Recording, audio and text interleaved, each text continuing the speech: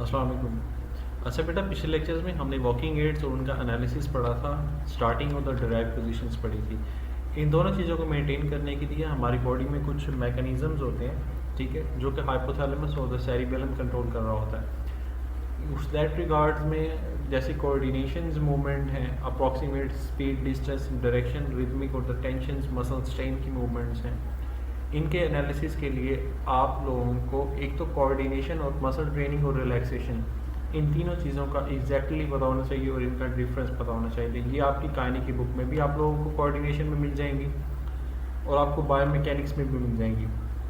अच्छा बेटा, कोऑर्डिनेशन का सिंपल मतलब ये होता है that you have to perform the accurate rhythmic movements. ठीक है, जो मूवमेंट आप परफॉर्म कर रहे हैं एक तो वो एक्यूरेट हो, सेकेंडली उसमें आपकी मूवमेंट में सिंक्रोनाइजेशन हो। अगर कोई भी मूवमेंट आप परफॉर्म कर रहे हैं उसमें सिंक्रोनाइजेशन डेवलप होगी because of the movements of the upper and the lower extremity.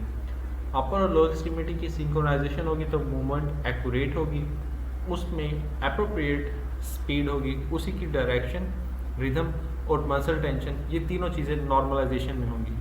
ठीक है, अब इसके बाद आता है आपका मसल एक्शंस। मसल एक्शंस में दो चीज़ें हैं, एक तो आपके अप्रोप्रिएट साइनर्जिस्टिक एगोनिस्ट और एंटेगनिस्ट का वर्क। अगर एगोनिस्ट या एंटेगनिस्ट में से या फ्लेक्सर्स या एक्सटेंसर्स में से कोई एक मसल भी हाइपरटोनिक हो या एक मसल भी हमारा एट्रोफिक हो तो मूवमेंट कोऑर्डिनेटेड नहीं होगी। That can results in the muscular imbalance. दूसरी चीज़ इंपॉर्टेंट ये रखें कि वो पोस्चरल और फिजिक्स मसल को इन्वॉल्व करेंगे, जिसके रिजल्ट में कॉम्प्लिकेशंस और प्रोग्रेस हो जाएंगी। अच्छा, अब कोऑर्डिनेशन में जो चीज़ एंडिंग में हमारे पास होती है that we have the easy reversal between the muscles of the opposite group.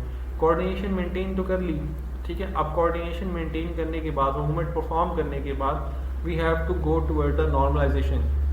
Coordination में ये चीज़ बहुत इंपॉर्टेंट है कि अगर सपोज एक बंदा है वो कोऑर्डिनेटेड एक्टिविटी परफॉर्म कर रहा है, कंप्यूटर ऑपरेट कर रहा है, उसके बाद जब वो नॉर्मल बॉडी पोजीशन में जाएगा तो वो कोऑर्डिनेटेड वर्क उसके नॉर्मल बॉडी प्रोसीड में हिंड्रेंस क्रिएट ना करें। एक तो ये चीज़ बहुत इंपॉर्टेंट है। अब दूसरी चीज़ ये होती है, इसमें हमने स्टेबलाइजेशन और मूवमेंट, इसका कंसेप्ट समझना है।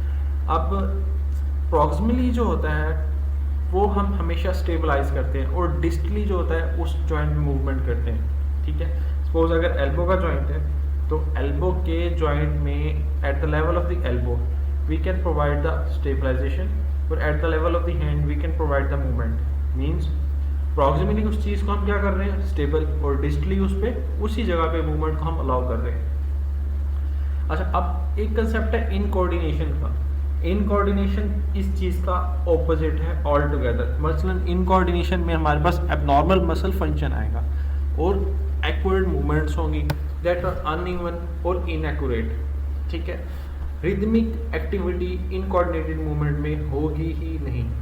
अगर कोई सिंक्रोनाइज मूवमेंट करने को कहेंगे तो नहीं होगी। सपोज अगर if you want to calculate something तो इन कोऑर्डिनेटेड मूवमेंट से वो चीज़ नहीं हो सकती। अब कोऑर्डिनेटेड मूवमेंट में जो हमारे पास मैकेनिज्म इन्वॉल्व हो रहा होता है उसमें चार चीज़ें इंपॉर्टेंट हैं। एक तो सेंट्रल नर्वस सिस्टम की कोऑर्डिनेशन, दूसरा उसका इन्फ्लुएंस हमारे सेरिबेलम पे, बेसल गैंग्लिया पे और डोर्सल कॉलम पे। अच्छा, इस मूवमेंट के लिए जो ट्रैक होता है वो होता है रिफ्लेक्स आर्क का। वो हमारे पास होगा रिसेप्टर से एफरेंट न्यूरॉन्स लेके चले जाएंगे कहाँ पे, कंट्रोल सेंटर्स तक। वहाँ पे हमारे पास ब्रेन, हाइपोथैलेमस, सेरिबेलम, वहाँ से मूवमेंट होंगी, वहाँ से इफरेंट रिस्पॉन्स पकड़ेंगे, वो वापस आएंगे, वो आएंगे मसल्स पे। मसल्स क्या करेंगे, रिस्पॉन्ड क्रिएट करेंगे, कॉन्ट्रैक्ट होंगे, रिलैक्स करेंगे और हमारा रिस्पॉन्ड क्रिएट होगा in regard of a stimulus. अगर तो मूवमेंट कोऑर्डिनेटेड है तो तमाम चीज़ें एक्यूरेसी में जाएंगी। अगर ये मूवमेंट कोऑर्डिनेटेड नहीं है, इनकोऑर्डिनेटेड मूवमेंट है, तो इसकी एक्यूरेसी में, इसी मस्कुलर आर्क की एक्यूरेसी में, इसी स्ट्रेच रिफ्लेक्स की एक्यूरेसी में हिंड्रेंस क्रिएट हो जाएगी। राइट। अच्छा, अब कुछ ऐसी डिजीज़ होती हैं जिनमें कोऑर्डिनेशन जो होती है हमारे पास अब्रप्ट हो जाती है, जैसे मल्टीपल स्क्लेरोसिस MS। इसमें डीमाइलेशन होती है माइलेटेड न्यूरॉन्स की। Second is the cerebral palsy. Cerebral palsy ये बच्चों में होती है eight the level of the birth. ठीक है, इसमें भी इनकोऑर्डिनेटेड मूवमेंट्स डेवलप होती हैं। Third one is the cerebellar ataxia और द सेरिबेलर ट्यूमर्स। बेटा स्ट्रोक के जो पेशेंट होते हैं जिनमें हमारे पास इस्कीमिक या कोई एम्बोलिज्म की वजह से इस्कीमिया हो रहा हो या ट्रॉमेटिक स्ट्रोक की वजह से हमारे पास ब्लड सप्लाई कंप्रोमाइज़ हो रही हो, तो उनकी जो कॉम्प्लिकेशंस होती हैं उनमें भी इनकोऑर्डिनेटेड मूवमेंट्स डेवलप होती हैं। And the last one is the parkinsonism. अच्छा, पार्किंसनिज्म इनकोऑर्डिनेटेड मूवमेंट की एग्जांपल में से बेस्ट एग्जांपल है, क्योंकि इसके अंदर ऐसी तमाम की तमाम टाइप्स और तमाम की तमाम साइंस और सिम्टम्स मौजूद हैं जो कि इनकोऑर्डिनेशन को कम्प्लीटली जस्टिफाई करती हैं। पहली चीज़ याद रखें कि पार्किंसनिज्म में हमारे पास होता है डीजनरेशन होता है डोपामिनर्जिक न्यूरॉन का सब्सटेंशियल आइग्रा में। सब्सटेंशियल आइग्रा हमारे पास ब्रेन का एक स्पेसिफिक पार्ट है जिसके अंदर डिजनरेशन हो रहा है। सेकंड थिंग हमारे पास है there is a bradykinesia, rigidity and the resting tremors along with the impairment in the posture, balance and the gait। ठीक है बेटा, एक चीज़ याद रखिएगा कि पार्किंसनिज्म में एक निमोनिक होता है, उसे कहते हैं ट्रैप। हमारे पास ट्यूमर्स होते हैं, रिजिडिटी होती है, एकाइनेसिया होता है और पोस्चर एब्नॉर्मलिटीज होती हैं। ठीक है, ये चीज़ें कम्प्लीटली जस्टिफाई करती हैं इन कोऑर्डिनेशन को। इसी तरह हंटिंग सिंड्रोम और सिंडेनहैम कोरियाज, ठीक है, ये भी बच्चों में होते हैं। हंटिंग सिंड्रोम भी इनहेरिटेड एडल्ट डिजीज है जिसमें डिजनरेशन होगी बेसल गैंग्लियास की, that can result in dementia, chorea, tone and the posture abnormalities along with the gait abnormalities. जो सिंडेनहैम कोरियाज है उसमें हमारे पास rheumatic fever, chorea along with the impairment in the speech and the memory। ठीक है, dysarthria और डिसफेगिया। Dysarthria कहते हैं आर्टिकुलेशन एब्नॉर्मलिटीज को, means there is a difficult in the pronunciation of the लेबाई। ठीक है, प्रोनाउंसिएशन को परफॉर्म करने में डिफिकल्टी होती है। सेकंड होता है डिसफेगिया। डिसफेगिया में हमारे पास डिफिकल्टी होती है in the process of swelling. ठीक है, निगलते हुए डिफिकल्टी होती है। एक और चीज़ जो होती है जो पार्किंसन के पेशेंट में आपको मेनली जस्टिफाई होगी वो होगी माइक्रोग्राफिया। माइक्रोग्राफिया का मतलब होता है that he is writing at extremely small size, यानी माइक्रोस्कोपिक राइटिंग। वो राइटिंग तो कर रहा है, वो लिख रहा है, अपने लिहाज से वो नॉर्मल लिख रहा है, उसकी राइटिंग का साइज जो है वो लाइन पे है, but if you can compare it with normal person तो आपको पता चलेगा कि उसके डिजिट्स का जो साइज है that is going to be small and small. एक लाइन लिखने के बाद दूसरी लाइन पे और स्मॉल हो जाएगा, तीसरी लाइन पे और स्मॉल हो जाएगा, राइट। अच्छा बेटा, जो सेरिबेलम के कुछ फंक्शंस होते हैं वो कोऑर्डिनेशन के साथ लिंक होते हैं, और उन कुछ फंक्शंस में जब आपने कोऑर्डिनेशन वाला या इन कोऑर्डिनेशन वाला चैप्टर पढ़ना है उसमें आपने पार्किंसनिज्म के लिए फ्रैंकलिन एक्सरसाइजेस को प्रोसीड करना है, उसमें आपने कोऑर्डिनेशन को ही देखना है। आप कोऑर्डिनेशन में सेरिबेलम का इंपॉर्टेंट काम है क्योंकि ही इज़ द मेन की that is maintaining the coordination, that is maintaining the equilibrium along with the muscle tone. अब इसमें अगर कोई लियन आएगा सेरिबेलम के अंदर तो यही तीनों चीज़ें ऑपोजिटली हो जाएंगी। First one equilibrium disturb, second tone loss, third one motor activity जो है वो इम्पेयर हो जाएगी।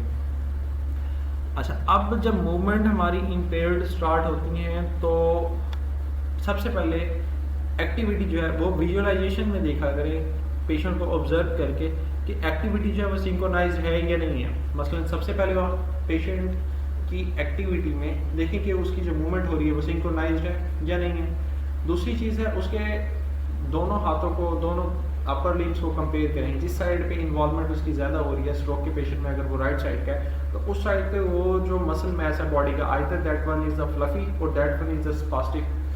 यहाँ पे हमारे पास वो मसल जो है अपना टून रिड्यूस कर रहा है, ये मसल अपना टून एक्सट्रीमली गेन कर गया है। दूसरी चीज़ होती है डिसमेट्रिया। डिसमेट्रिया का मतलब होता है उसको अपनी जो एबिलिटी होती है, जो मूवमेंट होती है, जो रेंज उसने गेन करनी है, उसकी कोई प्रॉपर उसको एनालिसिस नहीं होता। मसलन अगर आप उसे कहें कि पेन उठा के टेबल से रखें, टेबल से वापस उठा के इस क्लिप में लगा दें, तो उसकी मूवमेंट जो है वो रेंज ऑफ मूवमेंट जो प्रिसाइज नहीं होगी। वो पेन उठाने की कोशिश करेगा, उसके हाथ में नहीं आएगा। ठीक है, एक चीज़ होती है हाइपोमेट्रिया, एक होती है hypermetria, that is the under and the over estimation. मसलन आपने किसी चीज़ के बारे में जो एनालिसिस करा है कि हम इस चीज़ को इतनी मूवमेंट में, इतनी एक्टिविटी में गेन कर लेंगे, तो वो उसका एस्टिमेशन आपका गलत होता है। सपोज ये पेन है, आपने मूवमेंट करी, आपने एल्बो पे फ्लेक्शन करी है इतनी और शोल्डर पे एक्सटेंशन करी है, फ्लेक्शन करी है, और इसके बाद आप पेन को उठा लेंगे। लेकिन नॉर्मल रूटीन में अगर बंदा वो करेगा, वो अपनी बॉडी के गेस्चर को सिंक्रोनाइज नहीं कर सकेगा और वो जो आरएम होगी उसे इतना मेंटेन नहीं कर सकेगा कि वो उस चीज़ को प्रॉपरली पिक कर लेता। ठीक है, एक तो बेटा ये सेरिबेलम के फंक्शन डिस्टर्ब होने से ये कॉम्प्लिकेशन डेवलप होती हैं। दूसरी चीज़ होती है हमारे पास डिसएडिकोकाइनेसिया। डिसएडिकोकाइनेसिया का मतलब होता है that the person is not performing the repeated alternative movements with the closed eyes. अगर मैं बंदे को कहता हूँ कि अपनी आंखें बंद करके एल्बो जॉइंट पे सुपीरियर और इंफीरियर रेडियो एल्बो जॉइंट पे सुपिनेशन और प्रोनेशन की मूवमेंट्स करें, ठीक है, आंखें बंद करके। अब मैं बंदे को कहता हूँ कि एक पॉइंट पे रुक जाएं। अब मैं उससे पूछूंगा कि आपका हाथ ऊपर की तरफ है नीचे की तरफ है। सपोज अगर उसका हाथ सुपिनेशन पोजीशन में है और वो कह रहा है कि my palm of the hand is facing upward, then he is correct, ठीक है। लेकिन क्योंकि उसकी आईज हमने क्लोज कर दी हैं और अगर उसमें हमारे पास डिसएडिकोकाइनेसिया के साइन एंड सिम्टम्स पॉजिटिव हैं तो उसका हाथ तो अबव होगा, दैट इज फेसिंग अपवर्ड, लेकिन वो कहेगा कि मेरा हाथ जो है वो नीचे की तरफ है, प्रोनेशन में है, ठीक है। थर्ड वन जो चीज़ है हमारे पास, that one is the tremors.